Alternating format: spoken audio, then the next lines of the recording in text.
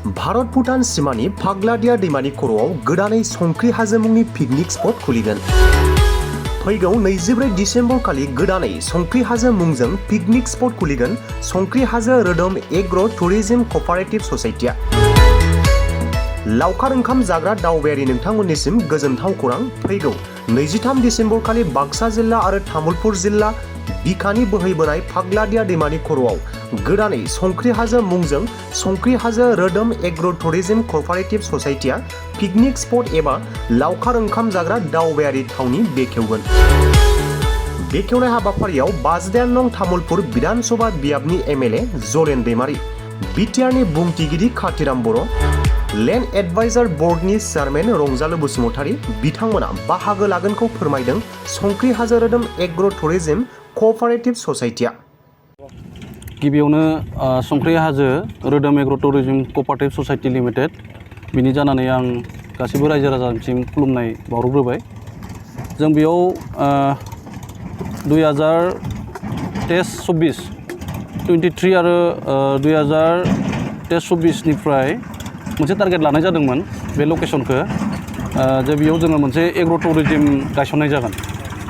ओमफ्राय जोङो बेखौ लानानै जोङो थांनाय 13 डिसेम्बरनिफ्राय गोख्रोङै खामानि मावनाय लामानि खामानि मावनाय सोलिगासिनो दङ।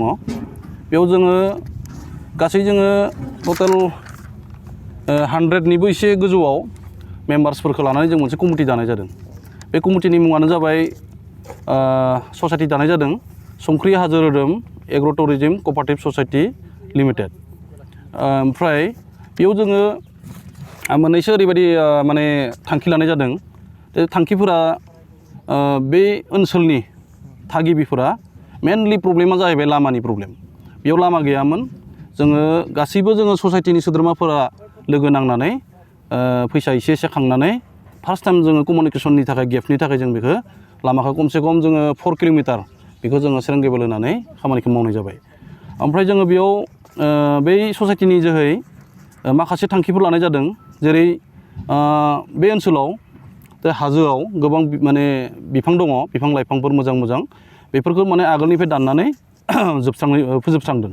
बेखौबो जोङो बे ससाइटिनि जोहै बेफोरखौ जों बन्द' खालामगोन, सेफटियाव दोनगोन। आरो नैथियाव दङ जोंहा दैमायाव कारेन्ट शट होनानै माखासे मानसिफोरा नाफोरखौ बुथारगासिनो दङ बा हमनानै लांनानै जाहैयो। बेखौ जोङो बे ससाइटिनि जोहै बेखौबो जों बन्द' खालामगोन। आरो थामथियाव थामथियाव गोलैसोनानै थानाय बेकार सेंग्राफोर आरो सुबुंफोर जोङो खमैबो 100नि सायाव दहाय बुंखाबाय बेखिनि मानसिया जोङो बेयाव इनभल्भ जानानै दङ। बेखिनि मानसिया बेनि जोहै माबा मोनसे जोङो ससाइटि सुस्रांनो हागोन होननानै बेकार जेंनाखौ सुस्रांनो हागोन होननानै जोङो आसा खालामनाय जादों। आरो बेयाव ब्रैथियाव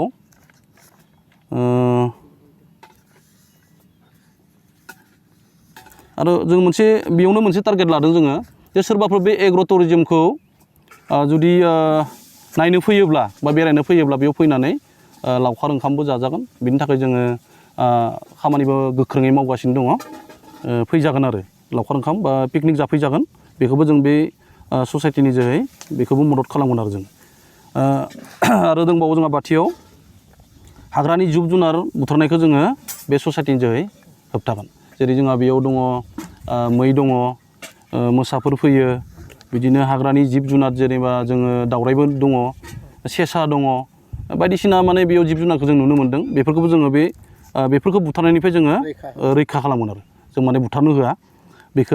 आरो जोङो मोनसे थांखि लाबावदों बे ससाइटिया जे जोङो बेयाव एग्र' टुरिज्म होनना बुंनाय लोगो लोगोनो बेयाव जोङो एग्रिकालसार सिस्टेमनि किसुमान थायो आरो बेयाव सिस्टेम। बेखौ जोङो बेयाव जेरै जोङो बेयाव बिफां गायनायनि टारगेट लादों। जेरै गय बिफां, नारें खमला, आनारस, जायखिजाया थालिर बिफां माने मोजां बेयाव जोङो आबाद मावनायनि थाखाय जोङो बे ससाइटिनि जोहै थांखि लादों। आरो बिदिनो दा जोङो फैगौ 23 डिसेम्बर बे सानखालि जोङो मोनसे बेखेवनाय हाबाफारि लादों। मा बार गोलैगोनथाय? सुनिबाराव खामानिया गोख्रों मावबाय थादों जे जोङो पिकनिक स्पट खालामनो हानाय बा सोरबाफोर जाफैनो हायो फैयोब्ला जाफैजागोन। बेनि थाखाय जोङो जायगासिम जों गारि लांनो हानाय मोनसे बेबस्था खालामदों। आरो बेयाव जोंनिया गासै लोगोफोरानो जोंखौ बे ससाइटियाव गासैबो जों जमा नांनानै बा गासैबो जों लैहोर लैहोर फैनानै जोङो गावबा गावनो माने फैसा होसोमलायनानै जोङो बेखौ साक्सेस खालामनो थाखाय नाजागासिनो दङ आरो दा जोङो 23आव बेखेवनायाव सोरबाफोर बै खाथि खानलानि बा रायजो राजाफोरा गासैबो फैनानै जोंखौ हेफाजाब होफैगोन होनना जों मिजिंथिबाय आरो बेयाव जोङो जोंनि लकेलनि तामुलपुर समस्तिनि जोंहा बिथां जरलेन दैमारि सार MLA बिथांखौबो जोङो हांख्रायदों आरो जोङो BTRनि स्पिकार कातिराम सार बिथांखौबो जोङो बे सानखालि लिंहरगोन आरो जोङो थाबैनो जोङो BTRनि CM प्रमद बर' सार बिथांखौबो जोङो बेयाव लिंहरनो थाखाय बा लोगो हमनो थाखाय जोङो कानेक्सन खालामनो थाखाय जोङो नाजागासिनो दङ जों थांगोन बे साननैसोआवनो बेखिनिखौनो बुंथ'बाय आरो जोङो बै सानखालि जोङो हाबाफारि होनना बुङोब्ला जोङो मेनलि जोङो बिदि मेजर जेबो गैया जोङो बेखौ बेखेवगोन बेखेवना होनो थाखाय बा रायजो राजानि थाखाय जोंनि BTR गभर्नमेन्ट बा जोंनि थाखानाय जोंहा MLA सार बिथांमोना मा आसा होलाङो बेनि थाखाय जोङो बे हाबाफारिखौ लादों आरो बिथांमोना जों लकेसनसिम लाबोगोन लकेसनफोर नायनानै मा बुङो बिनि सायाव जोङो बिथांमोननिफ्राय कमेन्ट लागोन आरो